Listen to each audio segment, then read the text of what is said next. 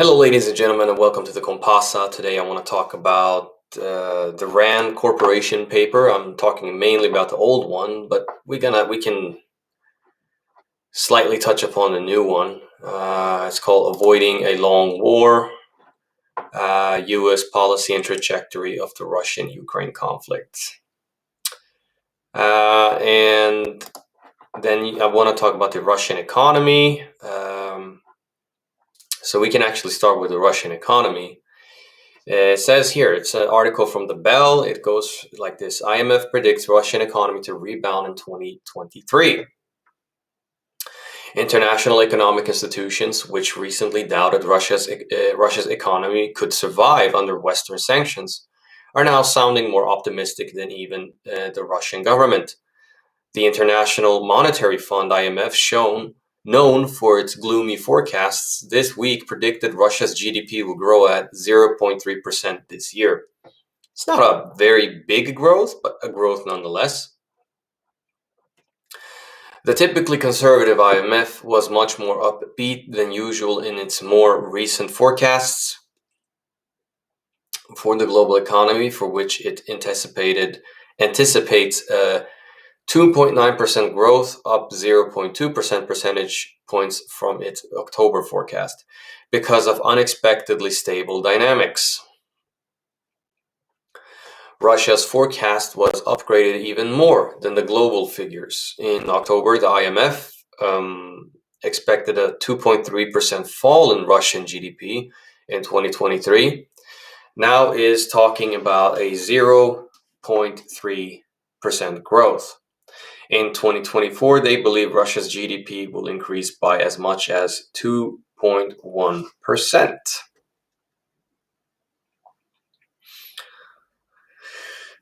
IMF economists explain the surge of optimism with a familiar narrative: the stability of Russian oil exports. At the current oil price cap level, Russian crude oil export volumes are not expected to be significantly affected, with Russian trade continuing to be redirected from sanctioning to non-sanctioning countries. The report stated, the IMF's latest figures are the most optimistic forecast around. They are well above the February consensus among Russian economists, a decline of 1.5% in 2023, and the official projections of the Russian authorities. The Ministry of Economic Development currently predicted a fall of 0.8% in 2023, while the central bank expects a drop of up to 4%. If Russia's economy is to live up to the IMF's expectations, output needs to increase by 0.4% every quarter from the fourth quarter of last year to the fourth quarter of 2023, according to a Telegram channel run by Bloomberg economics Alexander Isakov. The Economist thinks that this is realistic. The shocks of losing the European gas market, the departure of car manufacturers, and others remain, while retail lending is accelerating to finance a recovery in consumer demand, Isakov wrote. Thus, the IMF's figures seem persuasive.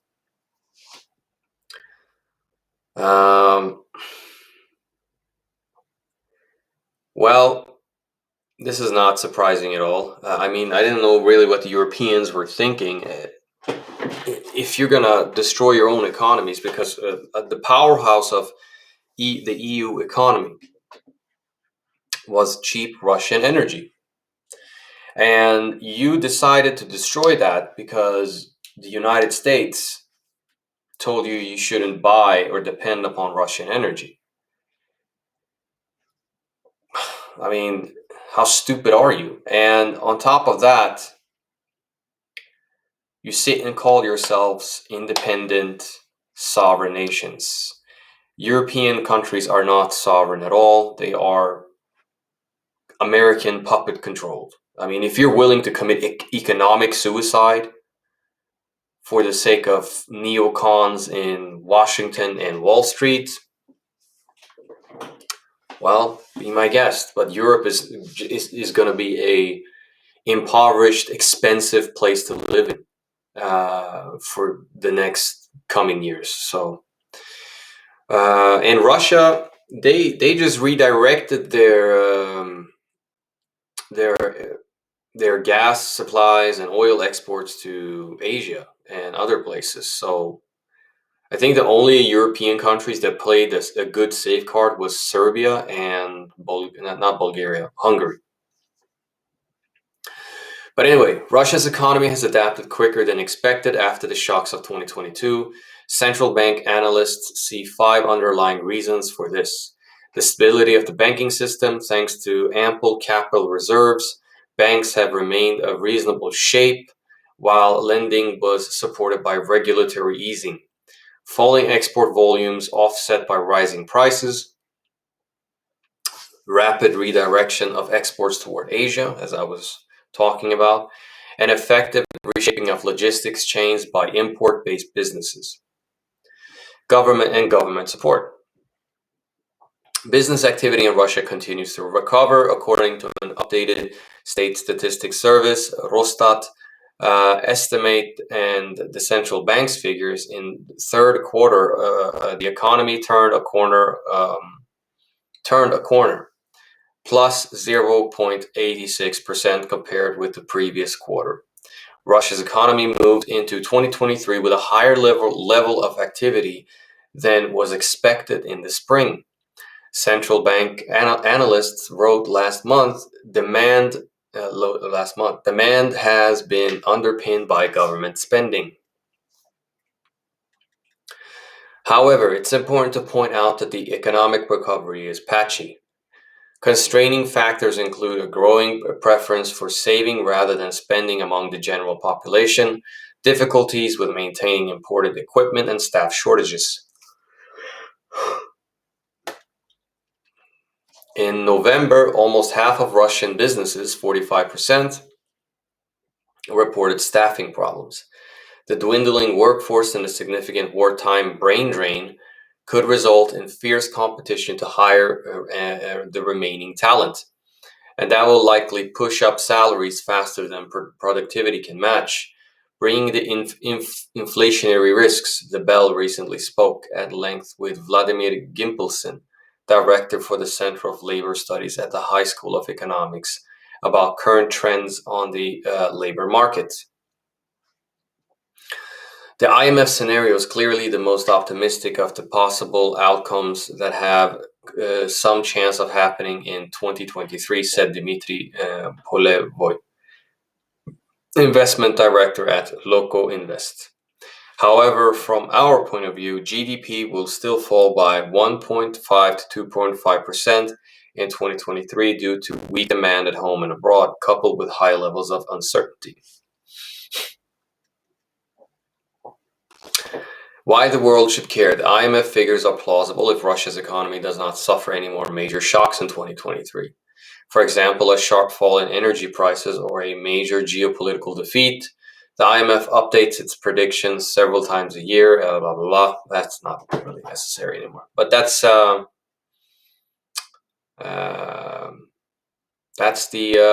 IMF, a Western institution, giving us a a update on the Russian economy, which says it will grow. I really don't have much to add to that, to be honest with you. For me, it's not really that surprising, especially since Russia demanded like payment for their energy in rubles, right? There was, I think it was Biden or somebody else in the U.S. that said we're going to turn the rubles into rubble. Well, that didn't turn out to be, so true.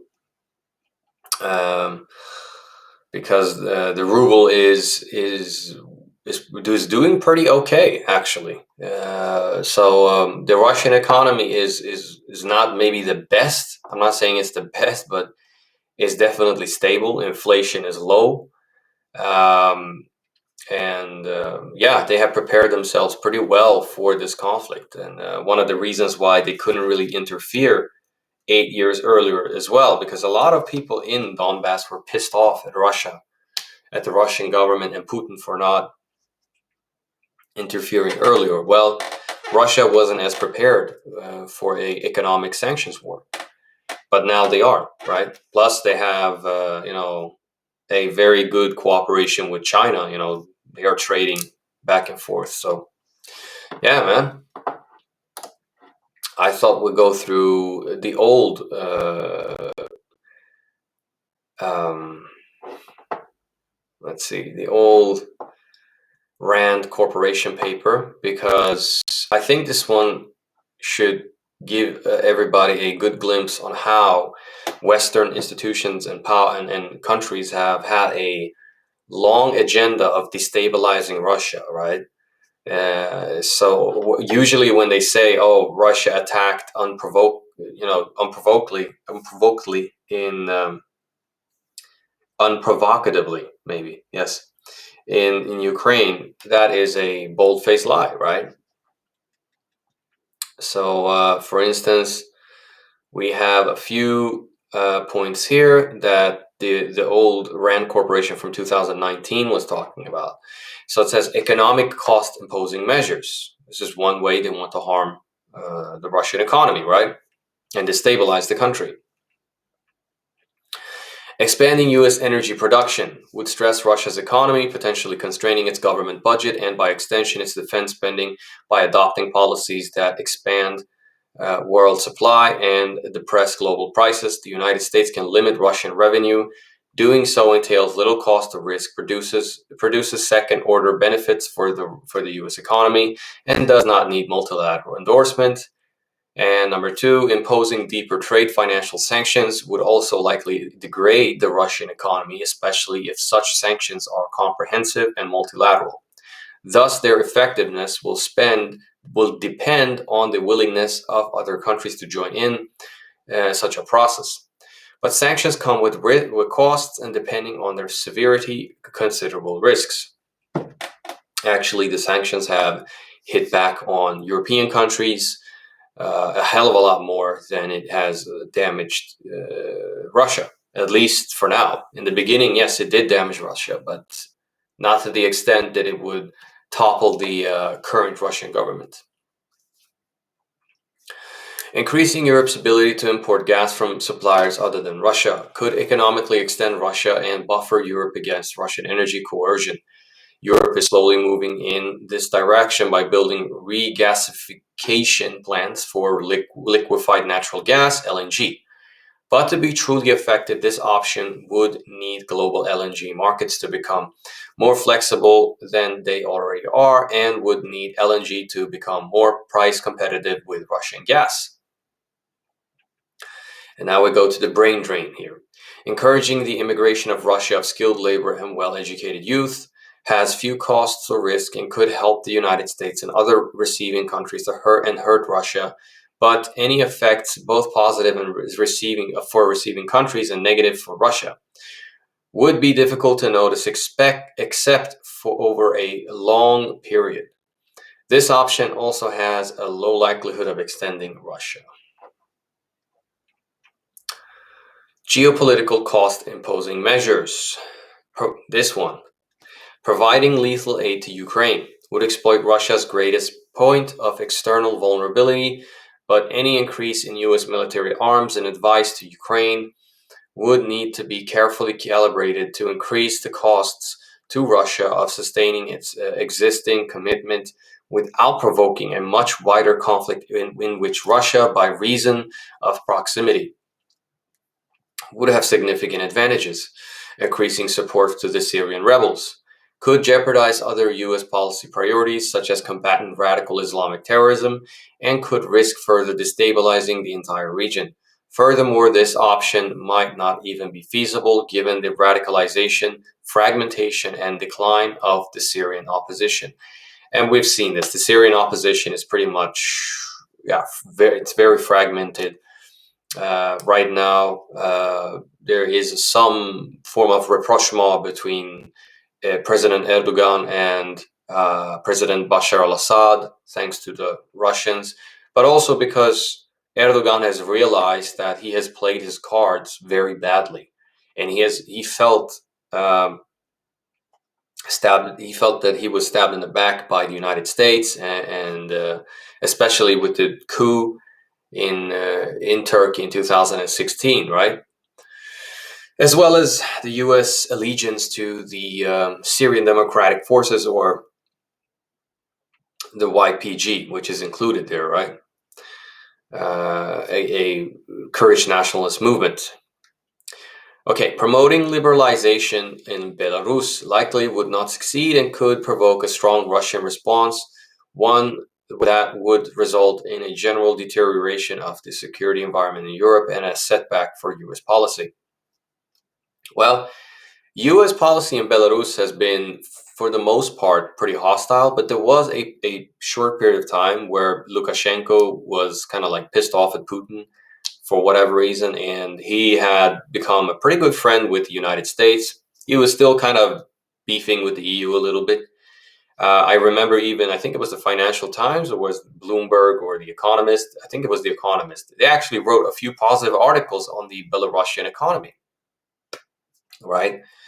But after the whole affair, after Kazakhstan was done, there was an attempted coup in Belarus to overthrow President Lukashenko, and pretty much after that, he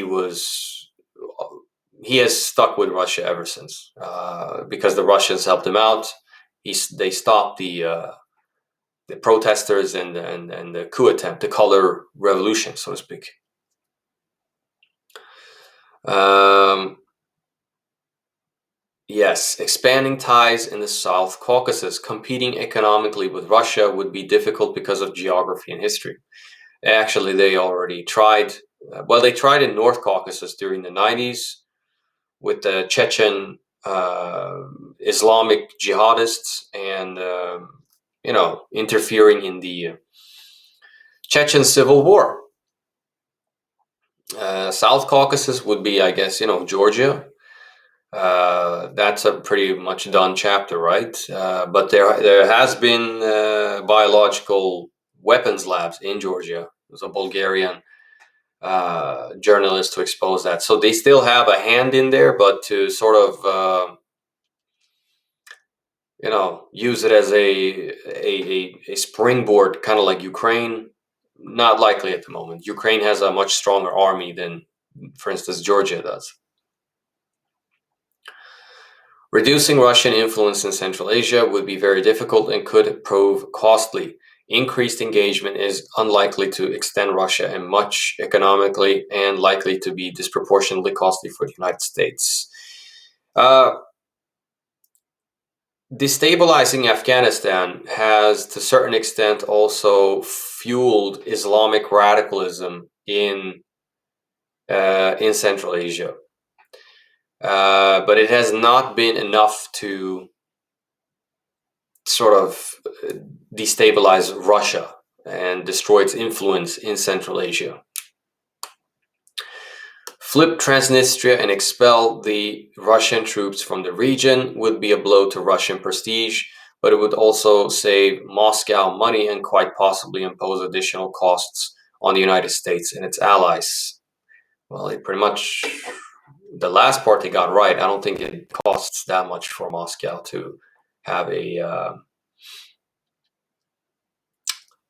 force there. Now, the paper is quite long. They have many different forms of, measures to destroy Russia, allegedly. Everything from, let's see, they start out here after this one, ideological, informational, cost imposing measures. That they tried this whole Navalny guy, which backfired, basically. He has like very little support, and I find it funny that they always support these extremists. Navalny is a racist ethno-nationalist, but I'm not surprised. Air and space cost imposing measures. And they also talk about maritime cost imposing measures, land and multi-domain cost imposing measures, and then they will talk about implications for the army. So there you go. That's the old RAND paper. The reason why I'm not really digging the new one is because it's full of contradictions and yeah, it's a bunch of nonsense. Pretty much gassing up the Ukrainian army's sort of few victories that they had in Kharkiv and Kherson, which is kind of ridiculous to me because they lost a lot of men conquering those territories. Russia didn't lose that many men, um, and yeah, it's to sacrifice so many men just to take territory. It's kind of ridiculous, and Kherson is like a fucking ghost city at the moment. So yeah, as far as I listened to Alexander Mercurius last night, uh, and he talked about a Russian counter-offensive in Kharkiv, if I'm not mistaken. Uh, uh, uh, uh. Yeah, no, maybe I misunderstood him, but there was no official one, at least. Yes, thank you, ladies and gentlemen. I appreciate you for sticking around and subscribe to the channel, like the video if you like my shit, and I'll see you in the next one.